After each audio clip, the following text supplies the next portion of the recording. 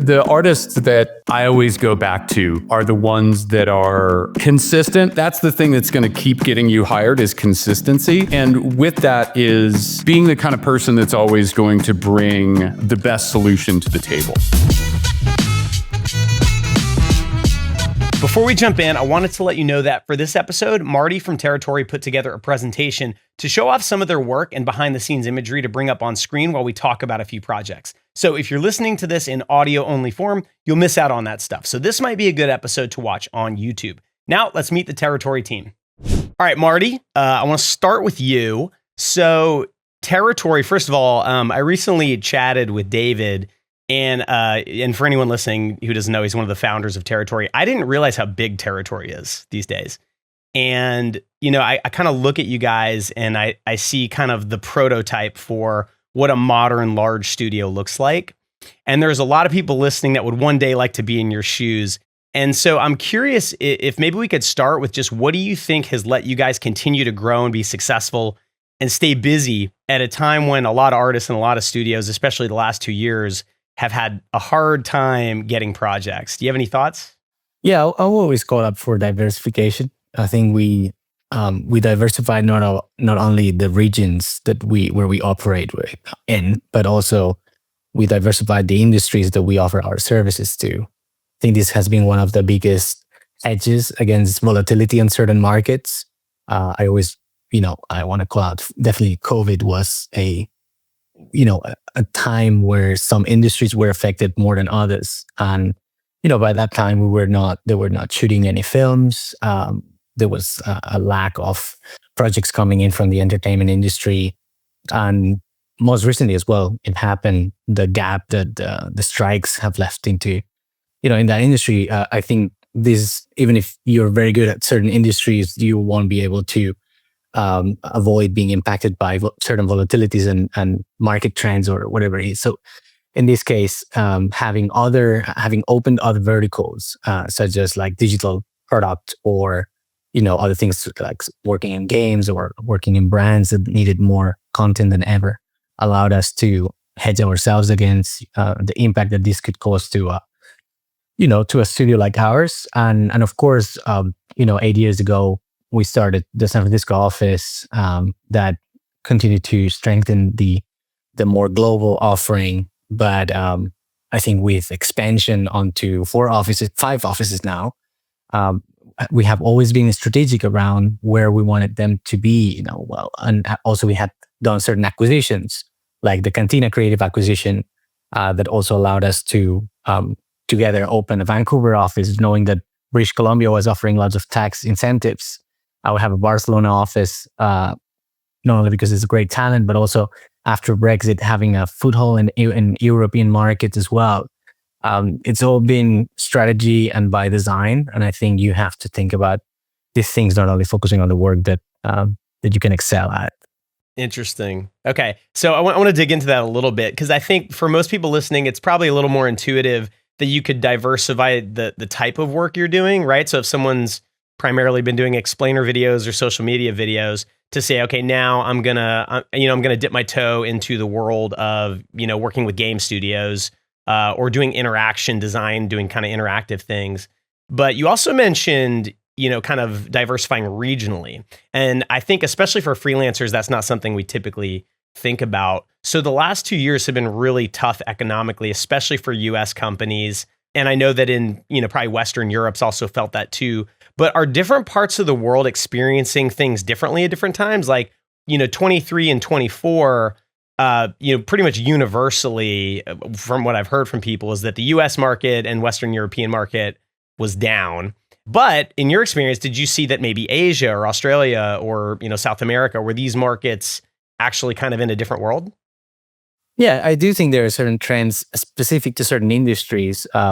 Most recently, we've seen a boom in the EV markets in Central Asia, and even like all the countries in that region in the APAC region, which also allowed us to access some of the clients by proximity of the London office being closer to those. And I do think it really depends on what you do. As you said, you will find more success in certain areas. You go to Canada, if you are working in games or you're working in certain TV productions, you know where to go, right? And as you said, well, for freelancers, this could be a bit different since they are moving themselves as a one-man band.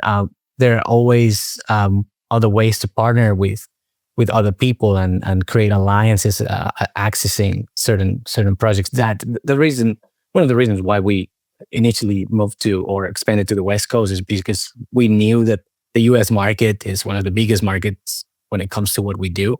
But also, we continue to collaborate across the pond with being able to say yes to certain budgets, knowing that there is a different cost of sales, and you need to be also sometimes clever around arbitraging on cost of sales. I do think like this type of alliances these days that you can work from wherever you want as an artist. These alliances are going to open lots of doors to even freelancers that are able to access projects and be more competitive and offer a competitive edge in whatever market they are. But so yeah, I think it's very industry dependent. Look, in the visual effects industry, you have seen these happening, and you will know these tiers of cost, but also like where certain productions go following tax rebates, right? We were shooting with Marvel a lot in Atlanta when we were doing Avengers and all that, and all of a sudden that dried out, and right now the UK is the hot spot for all of that. It's just you have to be nimble and you have to be adapting. Yeah. Actually, Luke, maybe you could comment on this because, I think for most of our audience, there are lots of artists that listen to this that work sort of adjacent to visual effects. But in my mind, the hardcore Hollywood visual effects world, it is slightly different than, the sort of motion design agency studio world that we're typically talking about. You guys kind of straddle both lines. And so maybe you could talk a little bit about just to educate people on the types of things that in the VFX world are huge, kind of forces that push companies around, like tax incentives. And I think the cost of labor, you mentioned arbitrage, Marti. There was definitely a much bigger trend, I think, in VFX than in motion design, at least to this point, to have really talented artists in, say, India, or Indonesia, where the cost of labor is a lot cheaper, but you have Western companies hiring them. So, Luke, how is that kind of stuff influenced territory and what you guys have had to do to stay busy? Yeah, massively. I think the tax credit thing is just such a huge boon. The recent improvements to the tax credit in the UK as well has just been groundbreaking. And I think, to Marti's point as well, you've seen lots of productions move to Eastern Europe and film in Budapest, Prague, and then they obviously want to then post in London often. It kind of controls, even if you can come up with the sweetest pitch deck you've ever seen in your life, but if you're not in the right territory for where they're going to get the tax credit, it won't matter often, and which is a little bit of a shame. Right now, as to Marti's point, there's and it's a very exciting time considering what the industry's gone through with the strikes. There is just such a huge influx of projects wanting to maximize that tax credit in the UK at the moment, and it certainly is controlling a lot of decisions. When we put a bid together, the fact that production will then look at that and say, okay, that's 25%, 30% that we can claim back of that. It's a powerful tool when you bid. And to that point, you're then picking up obviously the hottest talent in the UK and you want to maximize that. And then, obviously when you get into some of the wider bits of work we do, when we look at outsourcing certain elements of our work, whether that's roto or tracks, and then taking that to India, having that conversation with the client to make sure they understand what portions of the work are how the pie is being split up, to that. I would argue right now, the tax credit is the biggest drive for where the work gets placed. Not to dilute anyone's quality in any area, but, that speaks a lot, that speaks volumes, that amount of saving. Yeah, that makes sense. Can you just for everyone listening, and to be honest, for me too, how exactly does that tax credit work? Is that, because obviously you have to, mobilize a team. You're going to go to the location where you're going to shoot. There's companies there that do the work, and you have to pay them.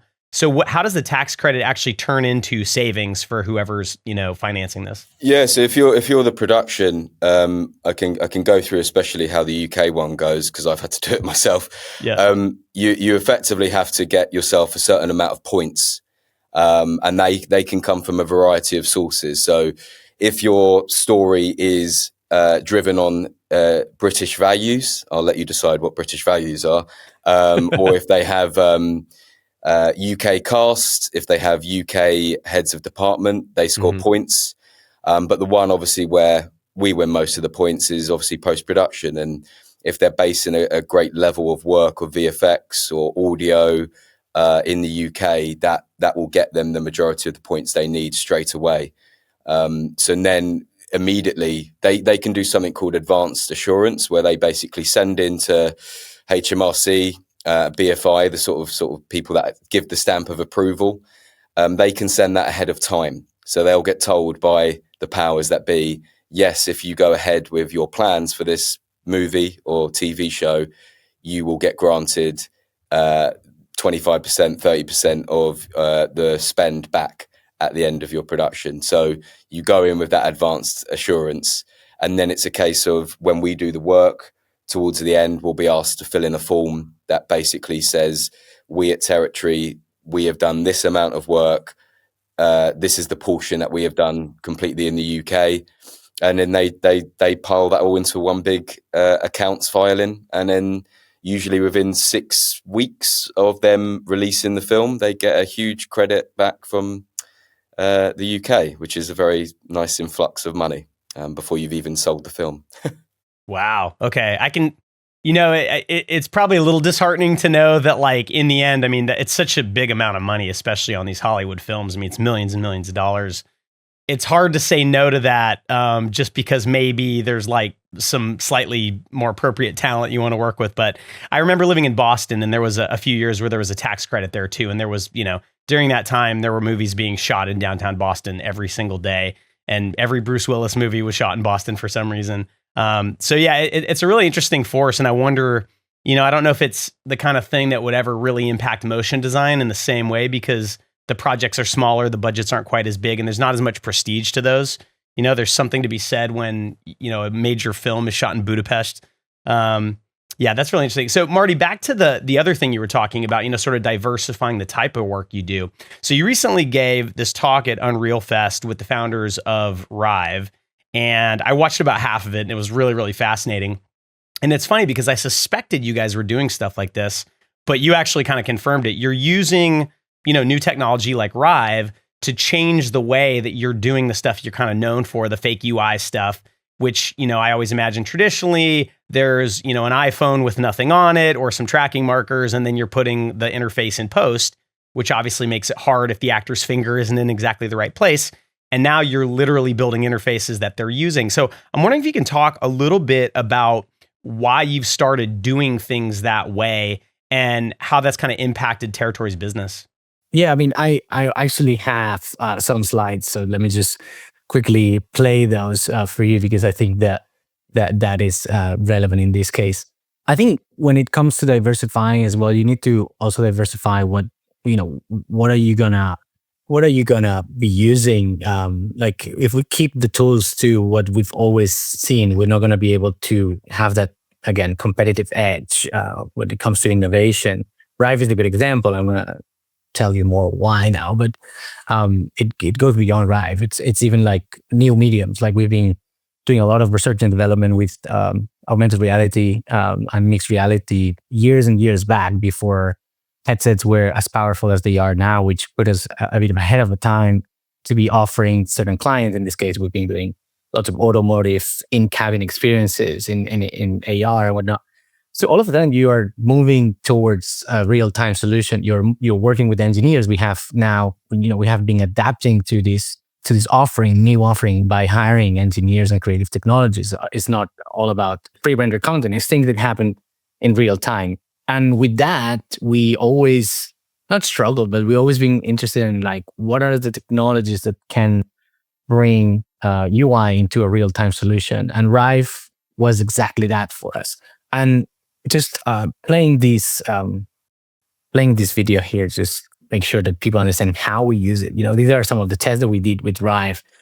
When we do this UI for films that go on set that do not need post-production, we know that DPs always love the idea of being able to put the lens where they want and see the content that not only the lens sees, but also the talent sees. So there's a massive benefit from having some of these graphics there. The curve, like the learning curve from this type of Adobe products to Rive is very, I would say, is better than going all the way to Unity or things like this. So when we have screens like these, all of those, they live on set, and all of those, they are emitting light and they are interactive, meaning that we don't need to do all of it in post. It will look better. You can see here how everything looks better. Like the out of focus is perfect. Like the lens, the DPs love it. When the hand gets close to it, it's getting the hue from the screen. There's so many benefits that throughout the 15 years that we've been working on set, we've learned that it doesn't take much for us to not only give these screens playing on playback on set, but also we can add that interactive layer that brings an extra, I think to us looks better. It brings an extra benefit to the production. So that's why for us, Rive is important, but also testing it with Unreal and other applications is very frictionless when we need to do UI that it needs to be pixel perfect.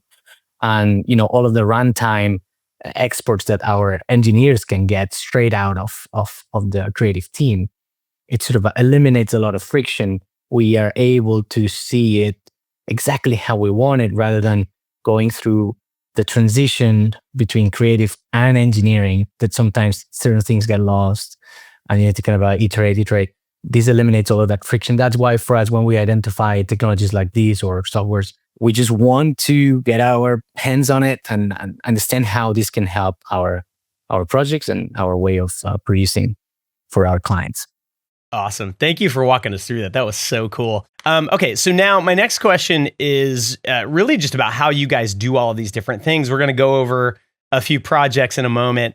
And, even looking at the 3 projects that we're talking about today, and then this one we just looked at, and now you're talking about using, design and animation as a storytelling application for like car brands.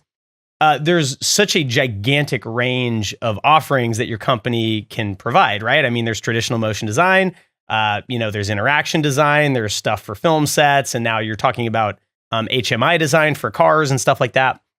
And there's a lot of capabilities that you need to be able to do that just on the motion design side. Even just kind of looking at your portfolio, like everything under the sun is you guys can do. And now you've got an engineering team, and now you're using Rive, and I'm sure there's, there's like Unreal and there's Unity and there's all these things.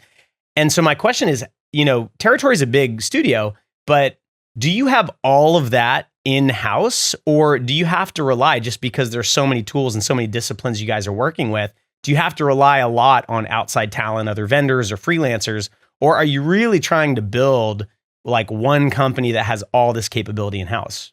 Yeah, I mean, I like this slide because it shows what exactly we're talking about. Almost 4 different verticals. The films and games, they are very much fictional stuff, things that we create for these worlds is about world building and helping all these stories. You need certain skills for that. You need, visual effects artists, you need designers, motion design.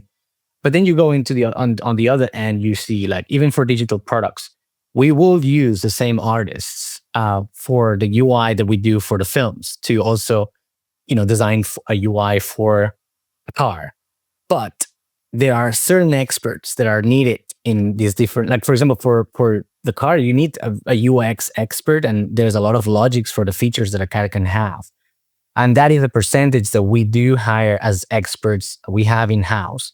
I think each vertical will have experts, but then they all tap into this broader group of artists and producers, like people that actually, in our opinion, have a wider range of view, because today they might be working on this Avengers movie, but in 2 months they might be working on the new Cadillac, car display. And to us, this is what differentiates us to many other studios. we sell these, like what our clients want is fresher ideas. Our belief is that if you only do car displays for 15 years, you're only going to see one way of doing things. You're going to just narrow with time the way of doing things. We are fighting against that. We want other industries to influence this car display, for example. And actually, the project that we do for this car will also maybe influence then the UI or cinematics we do for this game, because we believe that it's not going one way, it's all connected. And the influence that working in this different variety and diversification of projects and industries is what allows us to have a little bit of a fresher take sometimes and inject ideas when it comes to the creative process from other areas. And this is something we don't want to lose. And I think it's something that we've been trying and succeeding at, making sure that all of our offices do have that diversification and do touch projects in these different categories. That's a really interesting way to structure a company like this. So let me make sure I understand this. So it's almost as if you've got these 4 verticals that are up on screen right now. You have experts in all of those, but then there's this giant pool of artists that are more, maybe generalist isn't the right term, but they're not focused on any one vertical. And those artists can work across all of these 4 verticals. So this is a terrible metaphor, but I remember being a freelancer, and a lot of agencies that I would work with would sort of have like their studio, and that studio would have designers and animators and video editors and 3D artists and specialists that were good at making beautiful stuff and working on basically anything. But then there might be a CD for the car brand. There might be a CD for this, toothpaste brand, and they could sort of tap into that studio. So is that sort of how Territory is set up? Yeah. And there will be CDs that maybe just do things for commercials and also for motion and some graphics for films. But then again, for the cars, you will need UX expertise because it's a very specific. For visual effects, you will definitely need someone that is very focused on that specific thing. And also, in all honesty, that we still go out to freelancers and support. Luke mentioned Rotoscope and Magic Moving, which I'm slightly concerned on how these companies will survive the AI wave that's coming, but this is for another podcast probably. Right. But just keeping to, like, imagine like character animators. When we do need character animation, we know that there are people out there that they're experts at that, and we might not have that is one of the examples that I could put of, like, we will go and tap into experts on that, and they come in for the project, they help us. We have our usual suspects, people that we trust and we constantly work with. And honestly, even for scale, we have around 200, 220 people in as a staff, but we have so many projects that need scale. So we do tap into freelancers even for expertise that we have in-house, only because we need sometimes that flexibility. We are also very, we don't go and hire everyone unless we're 100% have enough visibility to hire them, right? So sometimes being sustainable means that you are going to need people to come in only when you need them, rather than commit on a long-term hire. So I think it goes both ways. For expertise and scale, we definitely tap onto build. And to Marti's point earlier as well, even within the film world, you may have a project and we know an artist that is perfect for it because he's written the playbook on how to do spy and espionage graphics. But at the same time, we don't want to pigeonhole that person's development. And also there's opportunities. So when casting for a film project, we may say, okay, let's get that person that definitely knows how to control all the things in this CIA spy espionage movie. But we also have other artists, as Marti was saying, who will bring a fresh perspective to that, who haven't done too many CIA movies, because obviously that client coming to us doesn't want their CIA movie to look exactly like the last CIA movie. So bringing on new artists who have maybe been doing some UI for car designs and stuff is always to get that fresh perspective. So it's almost a balance between having some people that are very familiar, but having some people who are also going to work out a bit outside of the box a bit. So it's always fun to cast for projects like that. And just because you've done cyberpunk aesthetic once doesn't mean you're going to live in cyberpunk all your life.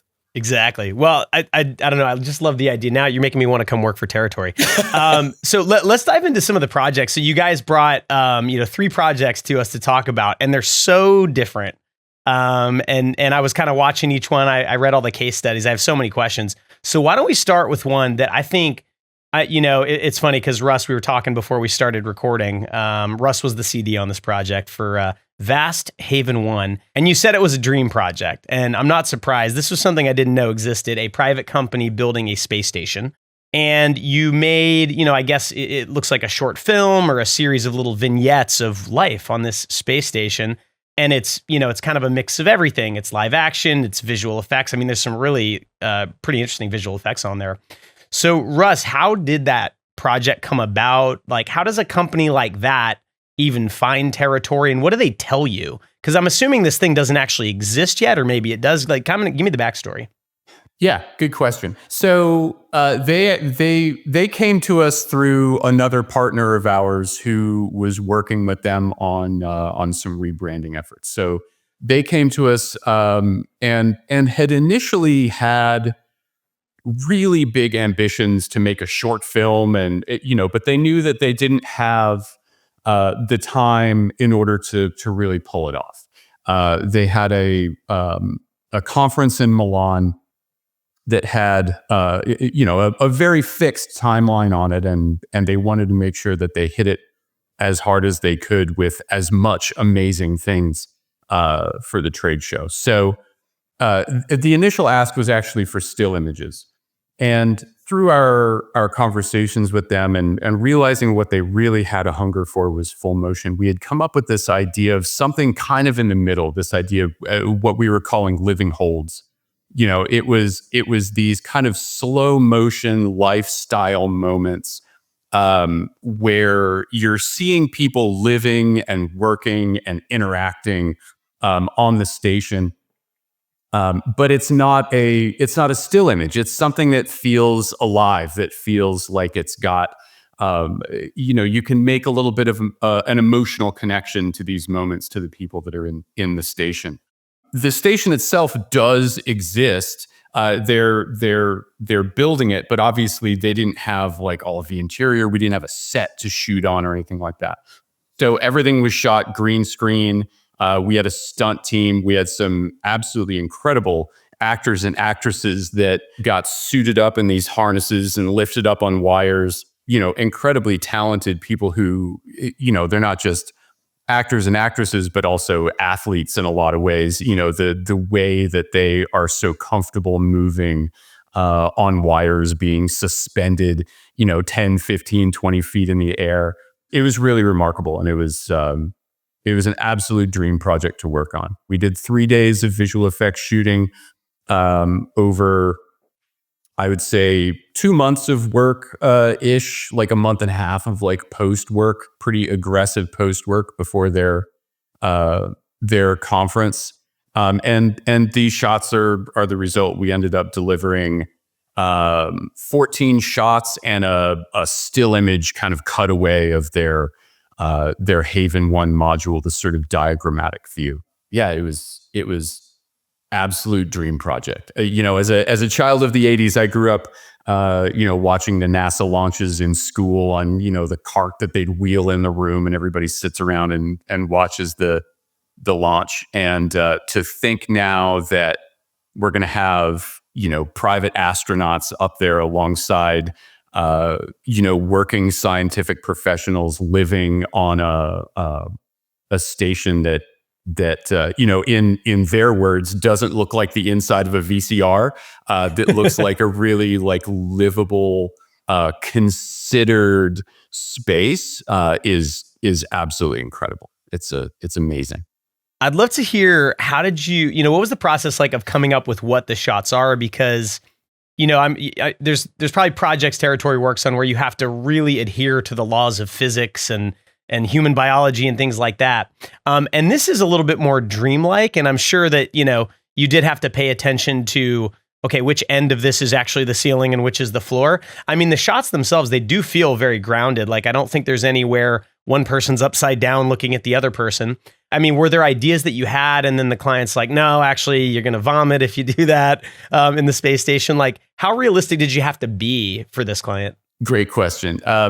We needed to be as realistic with everything as possible, particularly when it came to the science stuff. So they really have like two primary groups that they're going after. They've got, your private astronauts, which are high net worth individuals who can afford a seat on the Dragon and go up to Haven 1 for a few days and live there.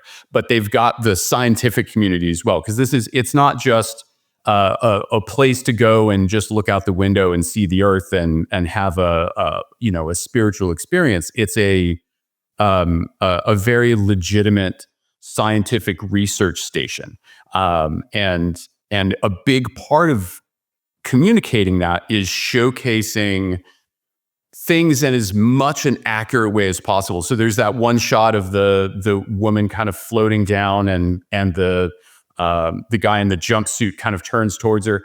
And there's a very specific handoff procedure where both people have to have two hands on the payload at the same time, and they both make eye contact and they say, "Yes, I've got it," before the handoff. Yeah, that shot there on the top. The granularity and specificity of that particular moment was really important to them to make sure that got nailed down and communicated. With some of the lifestyle shots, those were really fun to concept because the client had come to us and they had asked us to create these kind of emotional moments, these moments of like connecting with one person or two people in a shot, in a slice of time kind of moment. And we worked really closely with them to figure out what those were going to be, but we did a lot of previs where, we were trying to figure out the best camera angles to not just showcase the moment and frame it in a really cinematic way, but to also showcase the station in different locations, different perspectives, not necessarily give it a sense of up and down, but give it a sense of realism. So here we've got, one person floating kind of sideways, and we've got the other guy with his foot under the toe loop. This guy here is, technically standing sort of 3/4 of the way up the wall as he's doing his exercise routine. It was a lot of fun to come up with these different moments and how to tell these stories. So what does the team look like on something like this? So you're the creative director on it. But, so obviously there's kind of like the conceptual, what are the shots going to be? What are the little stories going to be? But then there's also a lot of like, pretty detailed VFX work on here too. So is there also a VFX supervisor? Are you in that role? What's the team size and kind of makeup? Yeah, good question. We had a pretty significant production team, VFX supervisor on set. We didn't capture any audio, so we didn't have any audio or anything, but we had a full stunt team who was doing all the rigging. Some shots required multiple people to be rigged at the same time. So we had multiple stunt people on set to control all the wires. And then on the post side, we started off with a smaller team of, we probably had 7 or 8 people between the 3D and, nuke and that kind of thing. And then that almost doubled in size. So we needed match move. We needed simulation for hair and fluids, texturing materials, lighting, some modeling was required. So we had a rotating cast of characters that were kind of coming in and out to hit those sort of specific requests as we needed to. I think our post team was probably 12 or 14 people at the maximum when we were all hands on deck. Interesting. And what, like looking at this, there's a shot on screen right now where this woman is opening sort of a door. And there's these 4 wires attached to her going right in front of her, blocking the camera off. And so obviously there's like traditional VFX things you guys had to do, like wire removal. I saw in the behind the scenes, there's shots where you replaced, sort of the ponytail so that it would look like it was floating. And I'm curious if, because you guys are very much on the cutting edge in a lot of different areas of the company, is that still sort of brute force? Okay, we need to model a ponytail and we need to light it the same way. Or, and for wire removal, is it still pretty much, painting and tracking and patching? Or are there new techniques that you guys were using for this? I mean, this really is like when you watch it, you really can't tell that there were wires on them.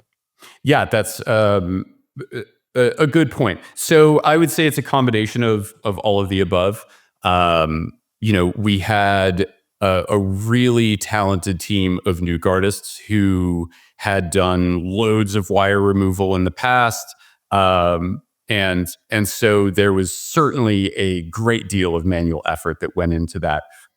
We had tried some tools in Nuke to varying degrees of success that were artificial intelligence based, machine learning based tools to kind of smooth things out and that kind of thing. But some of those shots, the one that you called out with the woman opening the cabinet was probably the most complex shot we had in terms of wire removal. And ultimately, we opted to replace her entire body instead of removing the wires. So, we painted, of course, the area where it crosses her ponytail, but like everything that's like below her collar and above her shirt sleeve, like anything that's not skin, is all CG. And so all of that was done using match move and then cloth simulation to actually achieve that one. The move that she was doing was quite complex with she was coming down the hallway and kind of grabbing the top rail and spinning around. And of course you get full view of all four of the connection points and it's like tugging on her clothes and everything. It just wasn't going to be possible to smoothly and satisfactorily do the wire removal on that. So we just replaced her body. We just replaced her body. Yada, yada, yada. We replaced her body, Russ. Yeah, I have some idea of how much work that is. It's incredible. And the rendering and everything, the compositing is really, really good. I'm just curious, just for people listening, because, we don't talk about Nuke very much on this podcast. Mostly people who listen to this are compositing in After Effects. Is there a brief way of explaining why Nuke is such an important tool for stuff like this?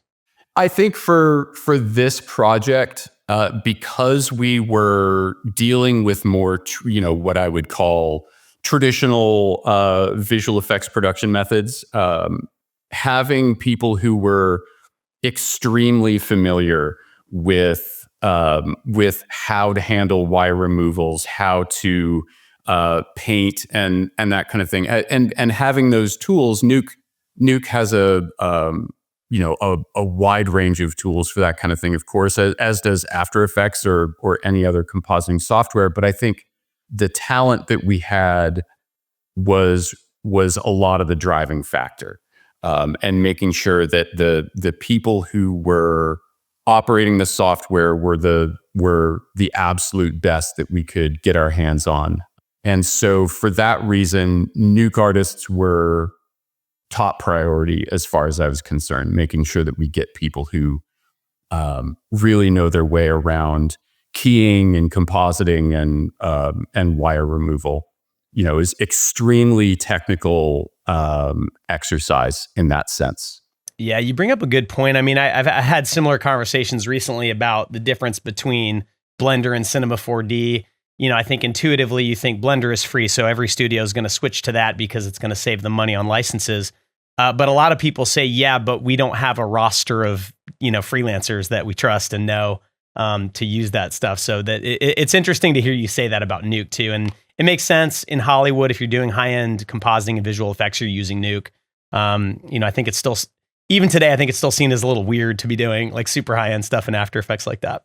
Yeah, I still think it could be done. I know there are loads of incredibly talented After Effects compositors out there, but for this job, it felt like Nuke was the right tool and with the right talent support behind it. Awesome. Cool. Well, thank you for the insights, man. I mean, it's such a cool project. And I don't know. I mean, like I've been following Territory for a while and it kind of looked different. There was kind of something new about it, which I thought was really cool to see. But now let's go into Territory's wheelhouse and talk about Dune Prophecy. And Territory did, a lot of the interface work. And I have a lot of questions about this. First of all, great film. Really amazing. And so Luke, why don't I bring you in here? So Territory works with, everybody, ad agencies, car brands, just startups and stuff like that. And all of a sudden you're working with this, award-winning A-list Hollywood director, Denis, and I'm going to butcher his last name, Villeneuve, Denis Villeneuve. What is this? Okay. Was that pretty good? I don't know. Denis, call me up. Tell me how to say it. So, is there a difference when you're working with someone like that versus working with, say, the executive creative director at an ad agency? I think that you get slightly giddy. Probably, well, it's a good thing to be a bit apprehensive, because to this point, obviously, we've done work on Dune 2 and Dune Prophecy, the TV show. It's being it felt a bit more comfortable by the time we get to Dune Prophecy, because you feel like you've built up a little bit of a repertoire of the Dune lore, I suppose. But yeah, no, I think, look, I think it's a mixture of two things. It's quite anxiety inducing, but also incredibly exciting. And I think it's good to have a bit of anxiety because it means you're going to do a good job. And I think to speak on the differences, it's interesting because I would even say there's differences to even, removing the ad agencies and stuff, even to film and TV, how every single way we pitch and present our work can be different depending on the client's desire and how much a director wants to be involved. I mean, famously, sometimes we go on calls and your VFX producer will say, yes, this is another project where we've forgotten about the graphics until right at the end. And now we're going to try and, dig them out from nowhere. Whereas, yes, if you get someone like, I can't believe I'm going to go on the first name basis, but if you get someone like Denis or certain other directors, they want to be a lot more hands-on from the get-go. And it is a difficult balance when you're talking about very narrative-driven graphics as well, stuff that isn't just there to dress a set, but it's there to drive the story. Because in some regards, when is that time to make that decision? Because a lot of the time, a director doesn't necessarily want to be told before he's even shot, if before Denis even shot, a couple of plates for the actual film. Oh, I need to make a decision on exactly how this war room's going to look or anything like that. So it's a real delicate balance between approaching them. But as I was going to say, when we're pitching towards different films and TV projects, you might have a call where you're going on directly with the director and they are going, yep, show me what you've got. Or you might have a VFX team as a buffer in between where you're only presenting to them. So I think there's a lot of different ways and fears, because sometimes I think the biggest fear for us when dealing with someone of that nature is when we're going on to the call, how much have they seen of what we've been prepping? If we've sent concepts just to the art department or the VFX team, has the director seen them? Does the director know the path that we're going down? Or is he or she just walking in and seeing very cold what we've done for the first time? So there's always hence the anxiety. Right. There's always a lot of prep. And I think it's really important from our side, production-wise, to really understand what the chain of command is going to be and how we manage those things.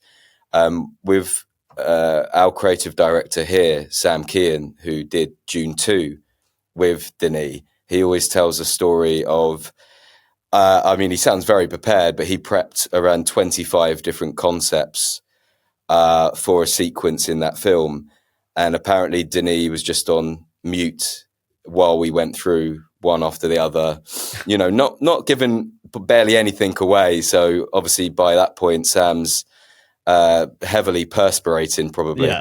But then just at the end of the whole presentation, which I guess was just a very polite, the director's just waiting for everything to be presented, was basically just said, what a gift.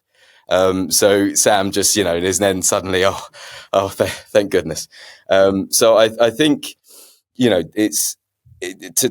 actually think it's different all the time. I don't think it's just an ad. Even with ad agencies, right? You're still making a huge pitch and going, "This is the vision. We're confident in it and we believe in it." And you're still trying to get their thumbs up or thumbs down. So even with film and TV, there are those minor differences of whether or not you're pitching directly to the source or pitching to someone who's going to take your work and then pitch it elsewhere. I hope that answers it in some ways. Yeah, it does. And I love that story. What a gift. Yes.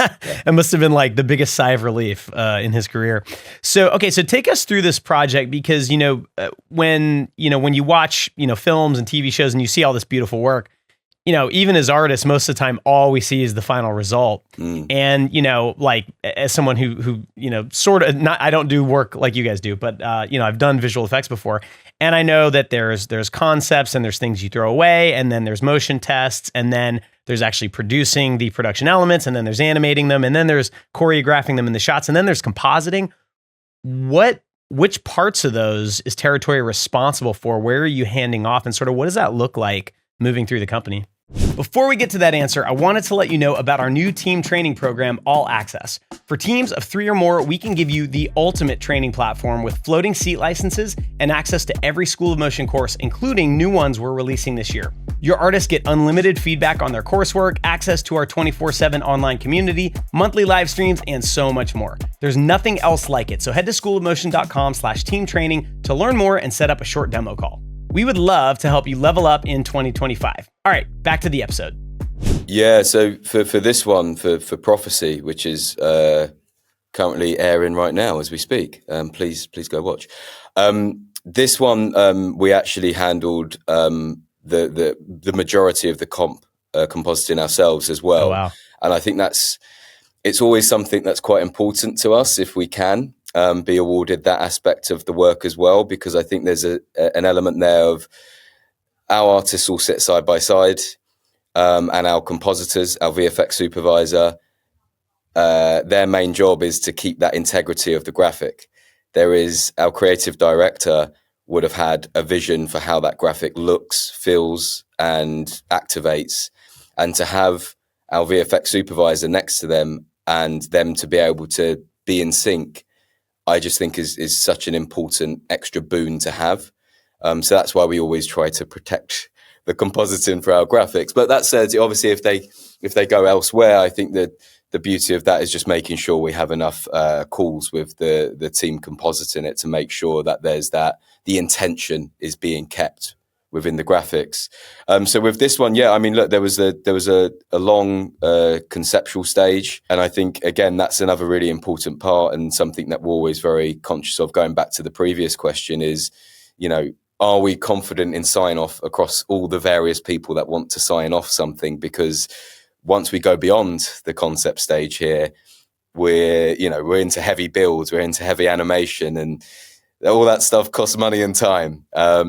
So there is always a delicate balance there between how happy are we with where we're going, and that's not to say there can't be some last minute changes. It's just try to give us the best shot at working towards certain schedules that we say. So yeah, with a lot of this stuff, I think that's another point, which knowing where our graphics team are going with things, it allows our comp team to be able to schedule accordingly as well. Because that's a big part of this, right? Which is if there's a deadline for, I don't know, March, our graphics need to be done a lot further ahead of March if there's going to be a whole comp team. And with some of the shots we're looking at now specifically, these were very difficult because you're talking about a lot of shared shots here where they were shared across multiple vendors. So you have, okay, our graphics are in the foreground there, but you have a heap of CG environments just behind that, which we weren't doing.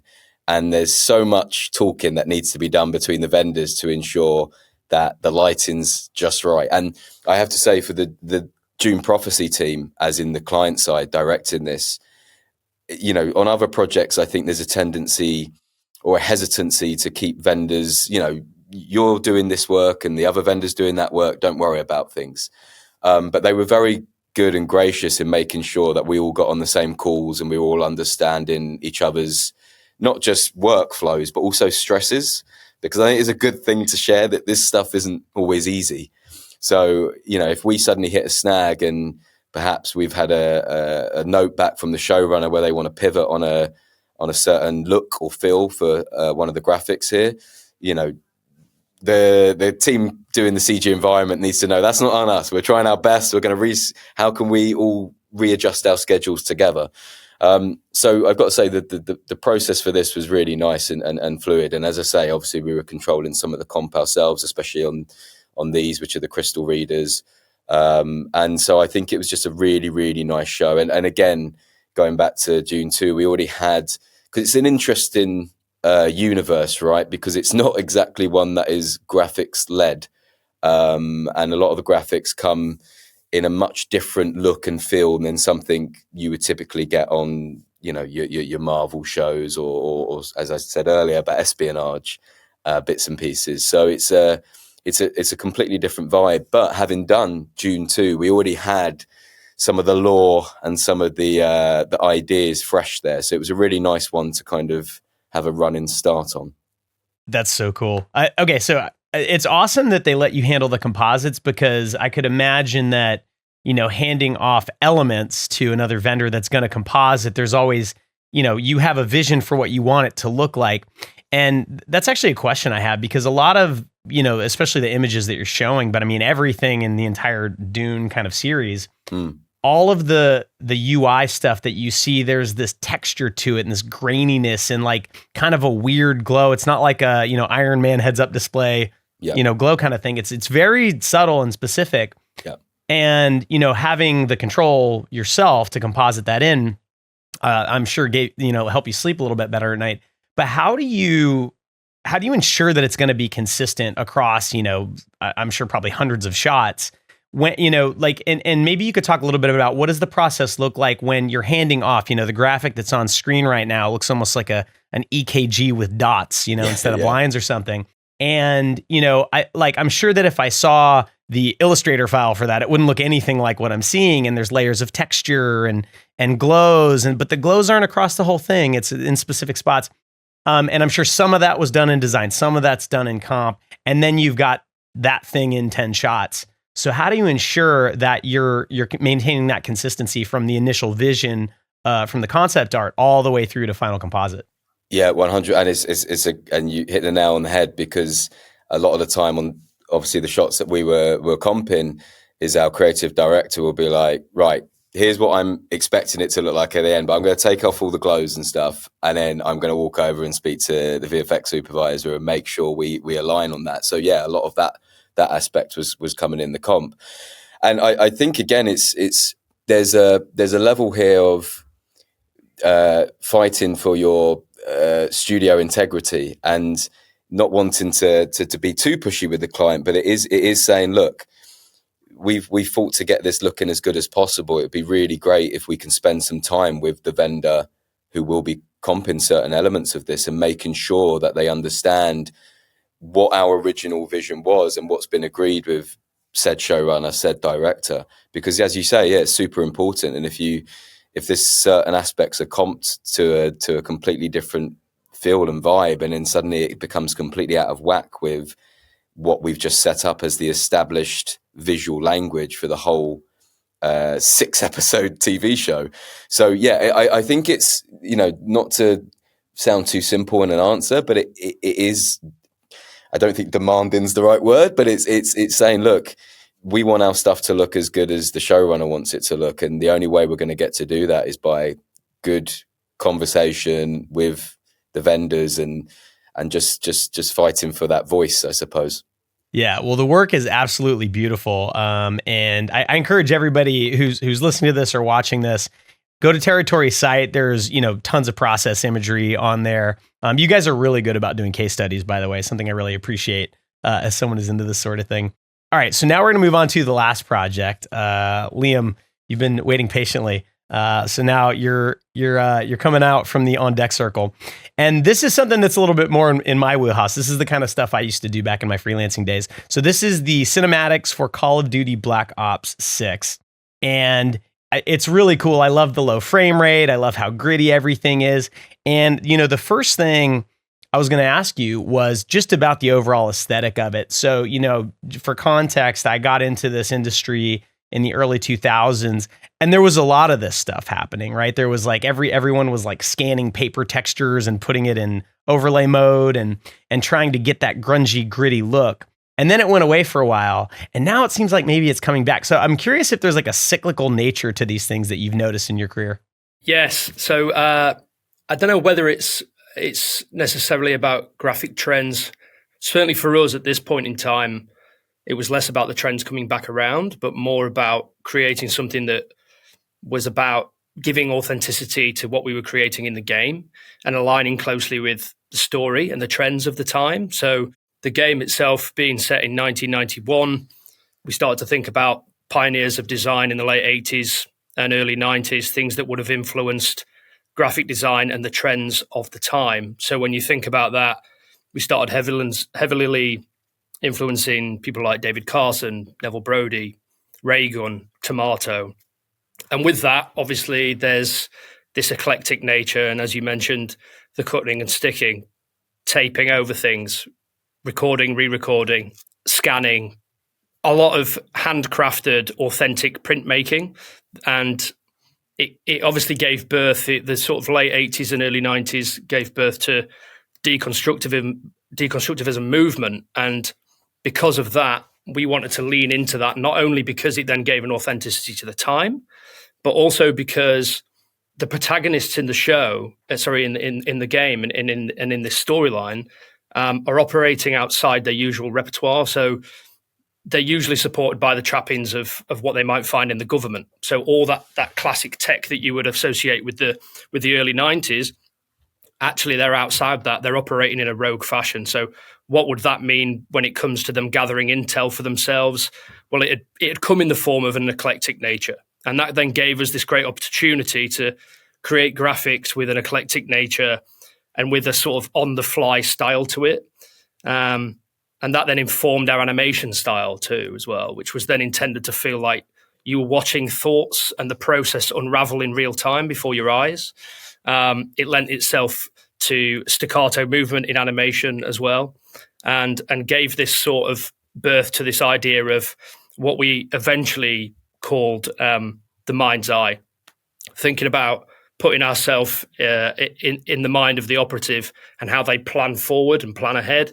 How would we then create that? So the graphics themselves are heavily influenced by the time and by graphic trends of the time, as you're saying, but also by story. And that's something obviously you mentioned before in our visual effects, in our motion design specifically, we try and implement a territory where we can, where possible, yes, it's going to look good and we know we can execute that, but can we help to drive story? So that's something we've obviously looked to do. And I mean, you talk about it being cyclical. I mean, maybe now it'll, with Call of Duty being as wide reaching as it is and the IP it has globally, then maybe this trend of deconstructivism will kick off once again.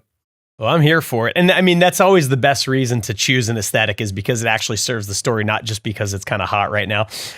So you said the word eclectic when you're kind of describing, the look of this piece. And I think that's really a good word. And so my first question is, watching this kind of cut down, and I know you guys did it was 13 or 14 minutes of video for the game.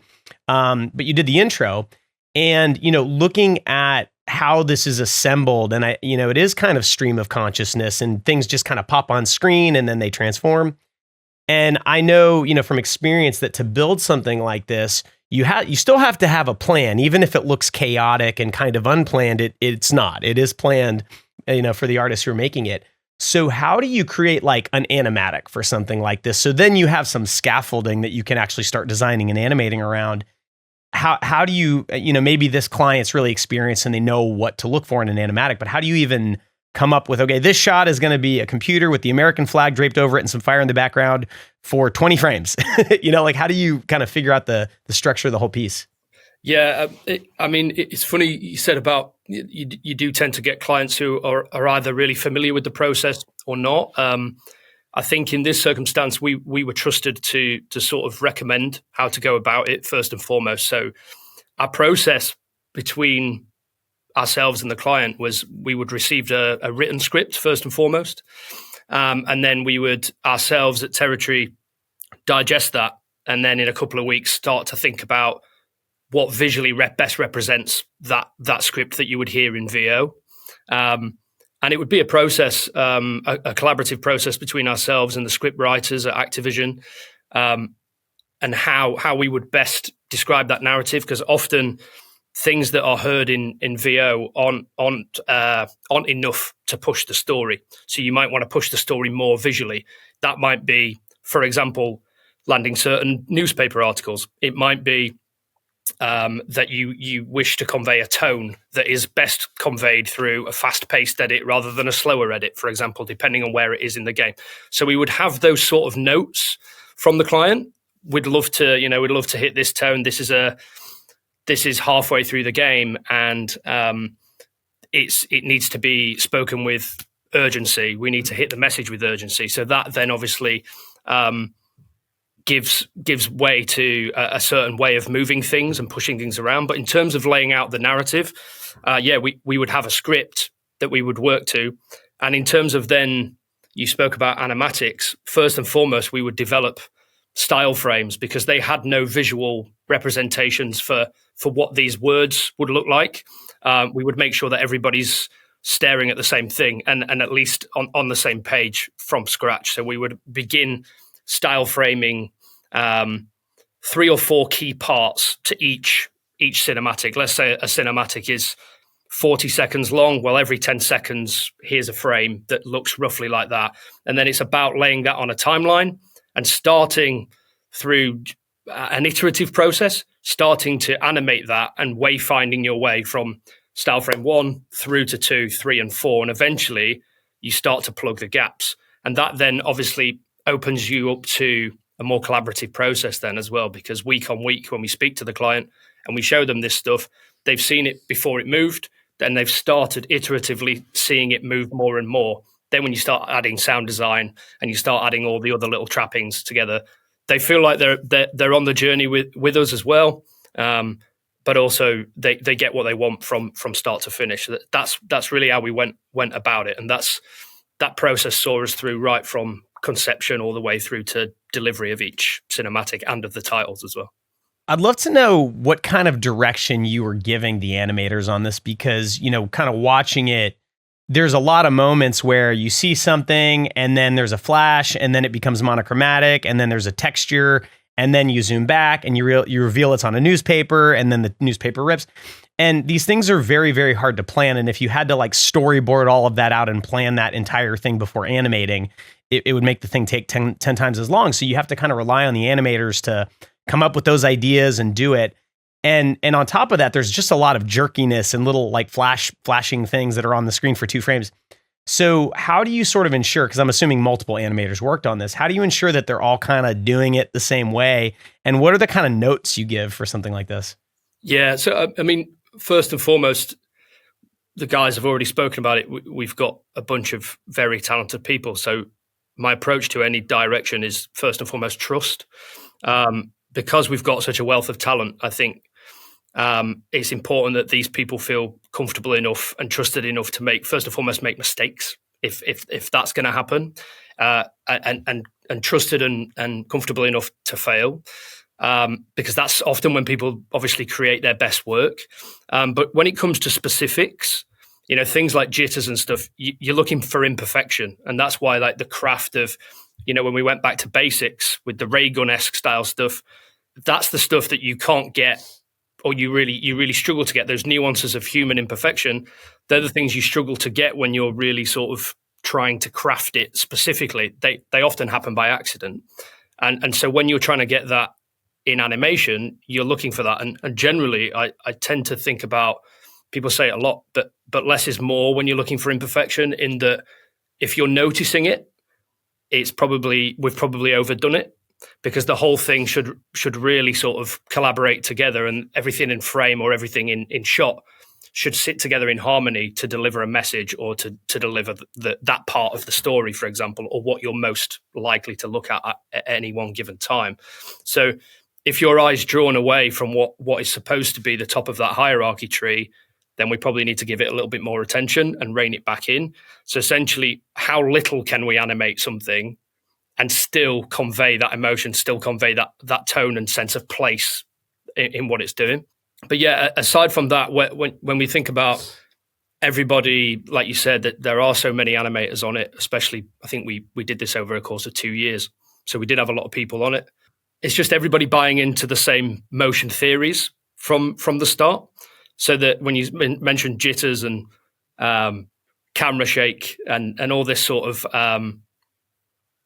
motion theory, once we sort of initially buy into that, then everybody's sort of got a bit of a Bible to go by.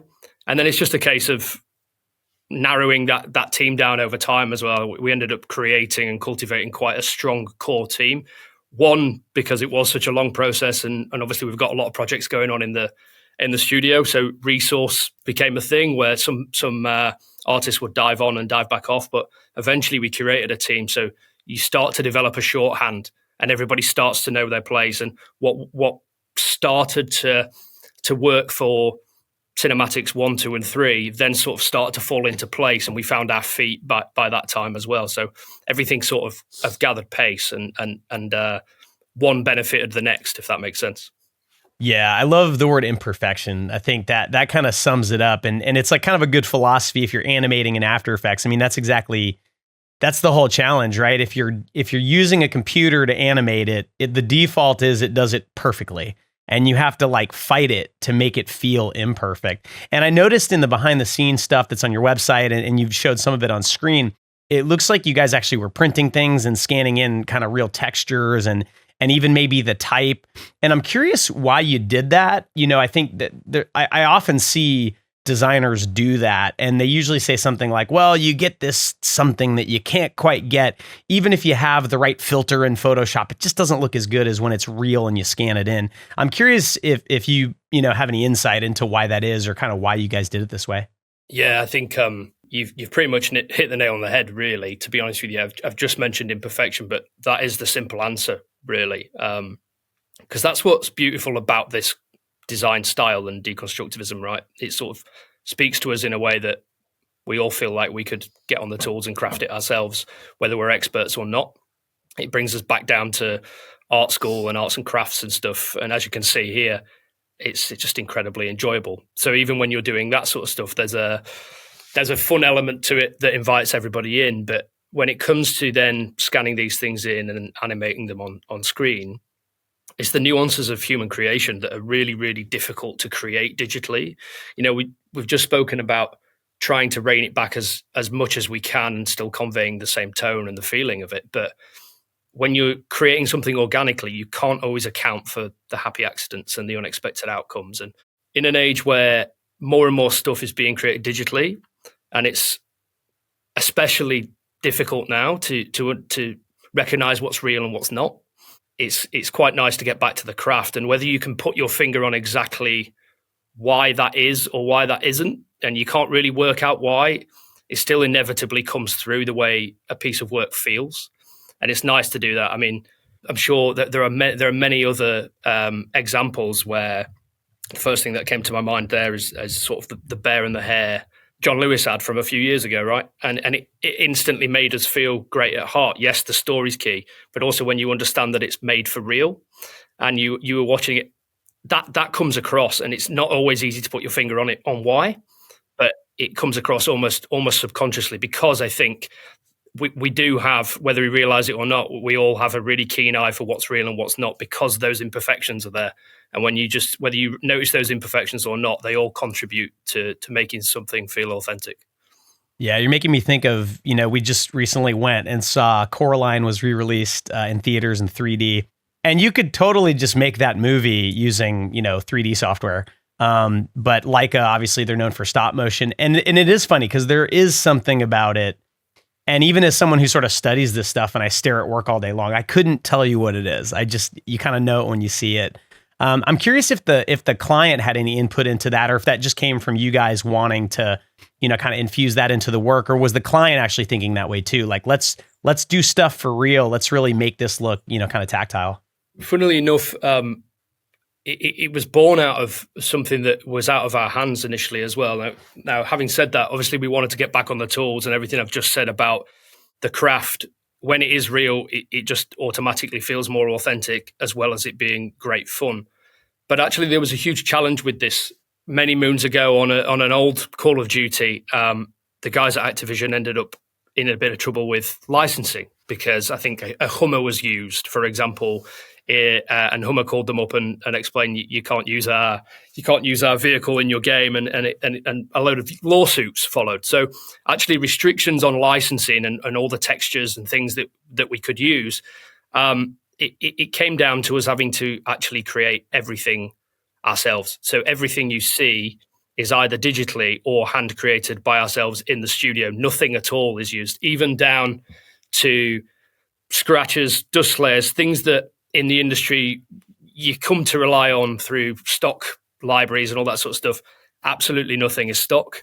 Everything is real. And I know we hear that a lot nowadays about this is all actually practical. But a lot of this is for real.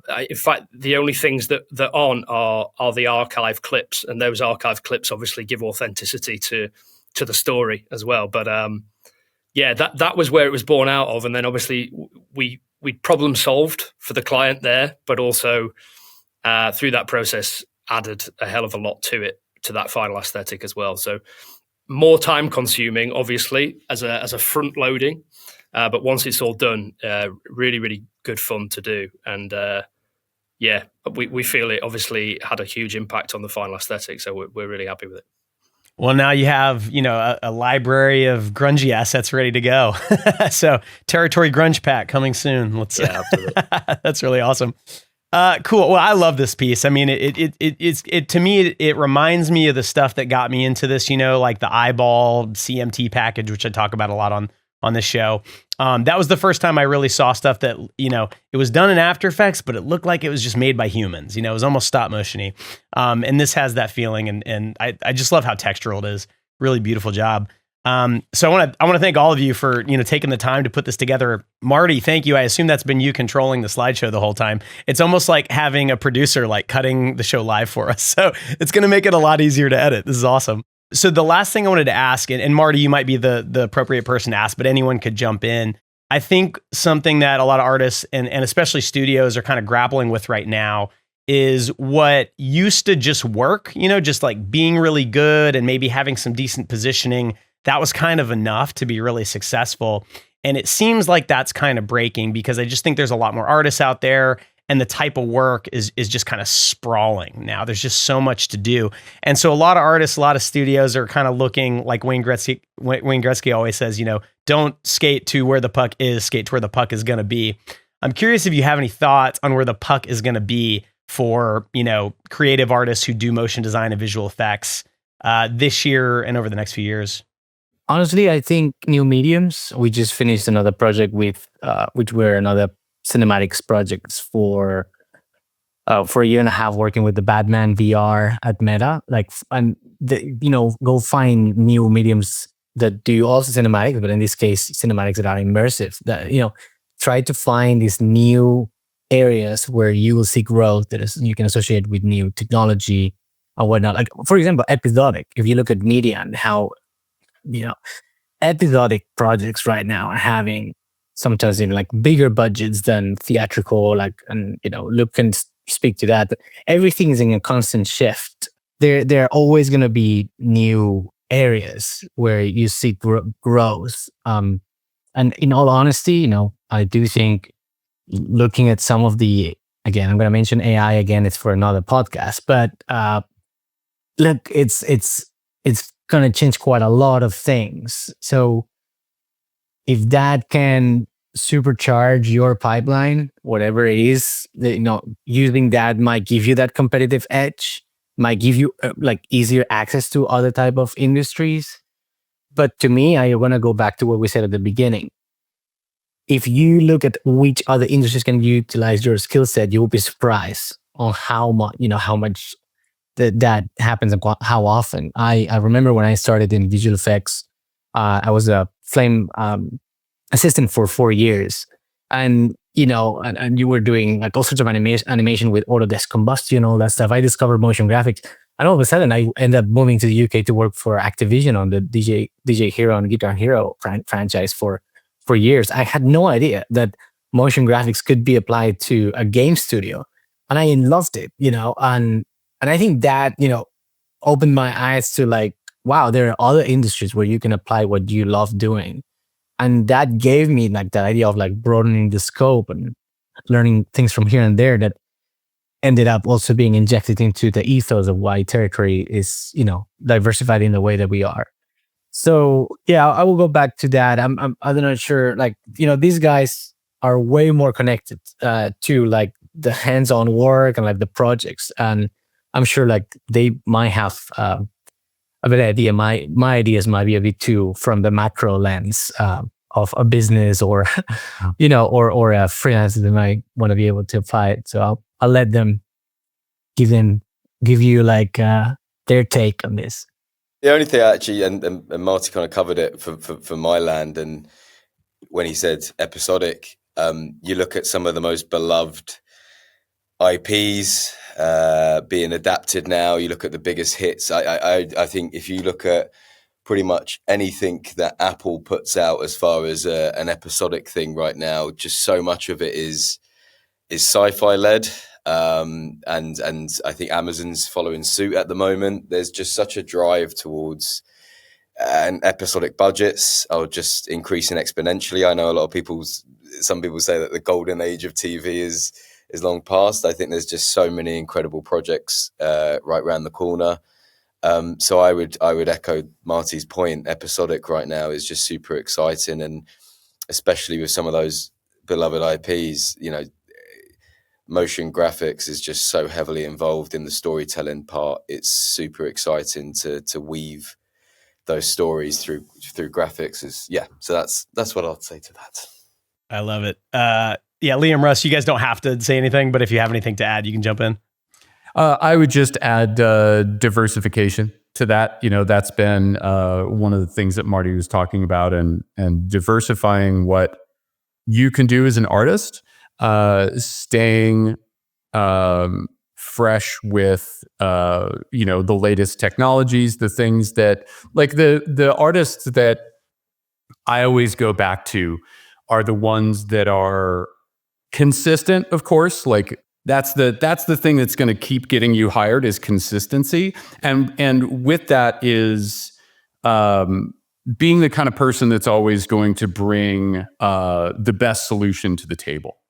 And like, I'm not on the box as much these days, like, but I'm working with people that are on the box, that are, in the trenches. And those are the people that, as they are learning and growing and bringing different things to the table, it evolves the way that we solve problems. And I think if you can diversify your pool of resources that you can pull from and be a consistent in terms of delivery and always bringing your A game, those are the kind of people that I always go back to for hiring. And that's the point we were making earlier, right? When we talk about casting for projects, is you may have learned something on a project that you like, how is that ever going to translate into something that's completely different? But you're building this toolkit, and then you can reach back into this toolbox and be like, oh, actually I did something 2 years ago, and this actually is going to work with this completely different and disparate project. I very much agree, right? Yeah, absolutely. I will add one thing here, which is like, you can fake it until you make it. As in, we were visualizing augmented reality for superheroes 12 years ago. Now we're actually creating real augmented reality products and prototypes.